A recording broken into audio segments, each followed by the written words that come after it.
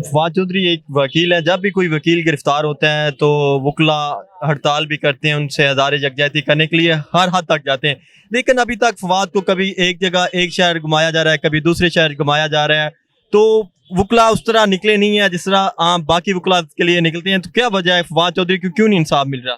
सबसे पहली बात तो ये है कि आपने शायद देखा ही नहीं, आपके पास इन्फॉर्मेशन ठीक नहीं है। आपने इस्लामाबाद में देखना था, एक समंदर था वकीलों का जो चौधरी फवाद के लिए निकला। और इसमें सिर्फ वकला की बात नहीं है, ये पर्चा किसी वकील के ऊपर नहीं कटा, किसी एक इंसान पे नहीं कटा, पूरे के पूरे पाकिस्तानियों के ऊपर कटा है। यानी कोई भी एक जुमला बोले, किसी को किसी से तशबीह दे या कोई बात करे तो वो अकाउंटेबल हो जाएगा, उसको पकड़कर अंदर बंद कर दिया जाएगा। हम सिर्फ एक चौधरी फवाद वकील नहीं है, वो पूरे के पूरे लोगों से मैंडेट लेके यहाँ पर आया था। वो एक इलेक्टेड पर्सन था जिसने एक कॉज के लिए असम्बलियां छोड़ी, और उसके बाद जिस वक्त उसने सही बात की, सच की बात की, तो उन्होंने पकड़ के उसे जो है अंदर कर दिया। इस वजह से हम सारे के सारे सिर्फ लॉ की बालादस्ती के लिए, रूल ऑफ लॉ के लिए यहाँ पर इकट्ठे हुए।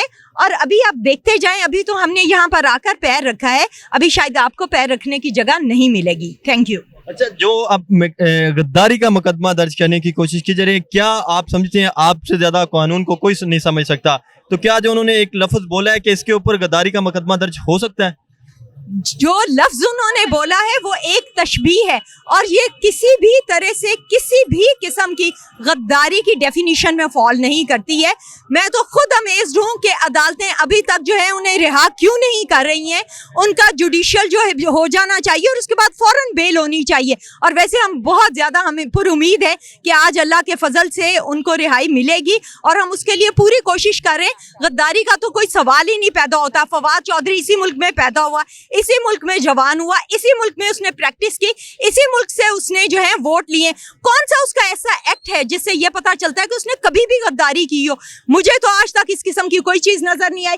आप किसी से भी पूछ सकते हैं कौन सी ऐसी बात है जो गद्दारी के जुमरे में आती है। जो गद्दार लोग होते हैं, क्या वो जाकर वोट लेकर जो है असेंबलियों में बैठते हैं? फिर तो असेंबली में बैठने वाला हर बंदा गद्दार है। फिर तो हम भी गद्दार हैं जो पढ़ लिख के अदालतों में जाते हैं, अपने केसेस फाइट करते हैं, वो फिर गद्दार हुए। एक तशबीह देने से आप समझते हैं, एक बात करने से, मुंशी कह देने से, मुंशी किस चीज को कहते हैं? जो मोनोटोमस किस्म के काम करता है, जो ऑर्डर्स लेता है। इसका ये मतलब तो नहीं है कि वो गद्दार है। फवाद चौधरी को अभी तक इंसाफ नहीं मिल रहा, क्या वजह है, क्या हर्डल्स हैं जो उनके राह में जो इंसाफ नहीं मिल रहा उनको? हाँ यार, एक वकील को, कैन यू इमेजिन, एक वकील को हाँ इंसाफ नहीं मिल रहा। और ऐसे मतलब जुल्म नहीं होना चाहिए जैसे उनके मुंह पे कपड़ा रख के लेके आ रहे, पेश कर रहे हैं कोर्ट में। ऐसा जुल्म हरगिज़ नहीं होना चाहिए। मतलब फ्रीडम ऑफ स्पीच होनी चाहिए, एक सिटीजन का हक है। हाँ, सबको हक है। हाँ बिल्कुल। और बस जल्दी से फवाद साहब को रिहा कर दे। वो हमारे फैमिली फ्रेंड है, बहुत मतलब बहुत क्लोज फ्रेंड है। तो बस हम चाहते हैं जल्दी से वो उनको रिहा किया जाए, प्लीज प्लीज, रिक्वेस्ट है। फवाद साहब एक वकील हैं, उनके भाई वकील हैं, अदालतों के अंदर उनका केस है, अदालतें उनको क्यों रिहा नहीं कर रही, क्यों उनको इंसाफ नहीं मिल रहा? हाँ, ये तो अब आप सिस्टम से पूछे ना। जी, मतलब फिजिकल रिमांड दी जा रही है, सिस्टम हम लोग हैं। काश हम लोग होते और हमारे कहने के मुताबिक उनकी बेल हो जानी चाहिए थी। फवाद तेरे जानसार बेशुमार बेशुमार। फवाद चौधरी एक वकील हैं, उनके भाई वकील हैं, आप खुद वकील हैं। फवाद की अभी तक बेल नहीं हो रही, क्या हर्डल्स है इस बेल के अंदर के उसको सोचा ये हमारे लिए कितने दुख की बात है कि पीछे जो हम लोगों से ऊपर हमारे आला हुकाम बैठे हुए हैं, वो सब कुछ चला रहे हैं, जहाँ पे हम लोगों की जुडिशरी भी आके जो है वो फ्लोप हो जाती है। हम लोग कुछ कर नहीं पा रहे, हम लोग सारे ब्लॉक हुए हुए हैं, हम लोग सारे बंद हुए हुए हैं। अच्छे अच्छे वकील हैं, सारे फेल हुए हैं इस वक्त, क्योंकि पीछे ताकतें कुछ और है, दूसरी ताकतें हैं जो सारा कुछ कर रही हैं। वो ताकतें जुडिशरी को और बेंच और बार दोनों को कंट्रोल किए हुए डेफिनेटली किए हुए हैं। तो फवाद साहब अंदर है ना, इसमें कौन सा कोई शक है? इसमें कोई शक वाली बात नहीं है। इसी वजह से भाई अंदर है, नहीं तो भाई इस वक्त बाहर होते हमारे साथ। अगर इसके खिलाफ कोई बात करे, मीडिया करे, सिविल सोसाइटी बात करे, बार और बेंच के हवाले से, तो आप उनके ऊपर कोर्ट ऑफ कंटेम्प्ट लगाई जाती है, वकला उनके खिलाफ खड़े होते हैं। तो आज आप खुद कह रहे हैं कि आप बेबस हैं, आपको किसी ने कंट्रोल किया? हम लोगों को किसी ने कंट्रोल नहीं किया हुआ, पूरे सिस्टम को किसी ने कंट्रोल किया हुआ इस वक्त, और उस कंट्रोल की वजह से ये जो सारा कुछ हम लोग फेस कर रहे हैं। हम लोग लड़ने के लिए सड़कों पे आ गए हैं ना। अगर हम लोगों को अंदर सब कुछ मिल रहा हो तो हम लोग सड़कों पे क्यों खड़े हुए हो? पूरे सिस्टम को डिस्टर्ब किया हुआ है। हम लोग एक आजाद मुल्क में रहते हैं, हमें बोलने की आजादी है, हमें अपनी राय एक्सप्रेस करने की आजादी है, जो हम लोगों को बोलने नहीं दिया जाता, हमें सुना नहीं जाता। अगर उन्होंने भी कोई बात किया तो ठीक है, हर इंसान को हक है, वो अपना पॉइंट ऑफ व्यू रख सकता है। उन्होंने अपना पॉइंट ऑफ व्यू रखा था, इसमें ऐसी कौन सी बात है? बड़े लोग बड़ी बातें करते हैं, ये तो नहीं कि उनको अरेस्ट कर दिया जाए, फैमिली से दूर कर दिया जाए।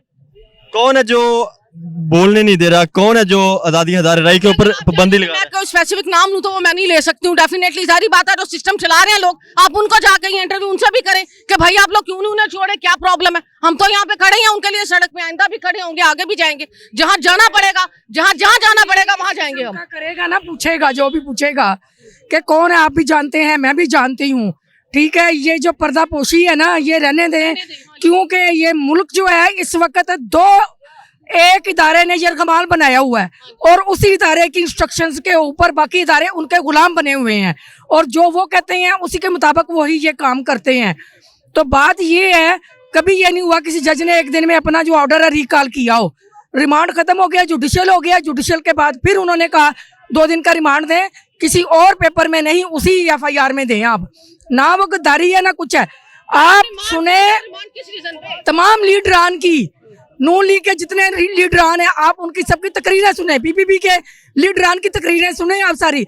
इस मुल्क को बेच चुके हुए हैं, इस मुल्क को बर्बाद करने के लिए अब ये तैयार है और ये नाम जो है लगाना चाहते हैं इनका। हम वकला इस मुल्क को ना तबाह होने देंगे ना बर्बाद होने देंगे। ये मेरे कायद का मुल्क है, वो वकील था, उसने मुल्क बनाया था, हम मुल्क बचाएंगे। मेरा लीडर सच्चा है। इमरान खान जो है वो सही कहता था कि अमेरिका का एक लेटर आया है और वो उन्होंने ये कहा है, उसी के ऊपर सारी बात चली और इन्होंने अमेरिका के हाथ में इसको यरगमाल कर दिया हुआ है। आप देखें कि पाकिस्तान की हिस्ट्री में ये जो लाइट गई है, क्यों गई है, इसके पीछे भी एक साजिश है और वो साजिश क्या है? अब पेट्रोल बम देखें हम, ये पेट्रोल इतना महंगा हो गया है, इन सबको जितने भी लीडर आना है खत्म कर दें, इनको उड़ा दिया जाए। और ये क्या हो रहा है? ये इदारे कर रहे हैं और यहाँ पर जो अरशद शरीफ वाला हाल होता है, इसका अरशद शरीफ वाला हाल होगा, जो भी इस तरह करेगा, फवाद वाला हाल होगा, स्वाति वाला हाल होगा, जो भी कहेगा उनके खिलाफ बोलेगा वो ये करेगा। खुदा सुपर पावर है, खुदा के बाद कोई नहीं है और अल्लाह ताला के हुक्म से निस्सो नबूद होगा। जो भी इस मुल्क के लिए बुरा सोचेगा, बुरा करेगा, कोई बात नहीं, चंद रोज की इनकी खड़े हुए हैं, हम फवाद साहब के साथ खड़े हैं और जहाँ जहाँ हमें जाना पड़ेगा हम उनके लिए जाएंगे। इस ब्रदर टू मी, हम उनके लिए हर जगह पे जाएंगे, जहाँ जहाँ जाना पड़ेगा हम जाएंगे। हम अपनी कम्युनिटी के साथ खड़े हैं, हम अपनी कम्युनिटी के साथ खड़े हैं। गवर्नमेंट के खत्म होने तक हम जो है सड़कों के ऊपर है इंशाल्लाह, और इंशाल्लाह इनकी बेखुनी करेंगे, बुनियादों से इनको उखाड़ेंगे, चोरों को, चोरों की नानी को, जो अपने केसेस को सिर्फ पाकिस्तान में खत्म करने के एजेंडे पे आए हुए हैं। अरबों रुपया खा गए, कौम को गैरत करनी चाहिए। इस मुल्क का टैक्सों का पैसा 250 रुपए का, खुदा का खौफ करें, ये पेट्रोल चल रहा है, इन्होंने तो टैक्सों के पैसों की मुफ्त की खानी है। गरीबों ने करना है ना, मिडल मैन ने करना है। मुतासर आप होंगे, मैं होंगी।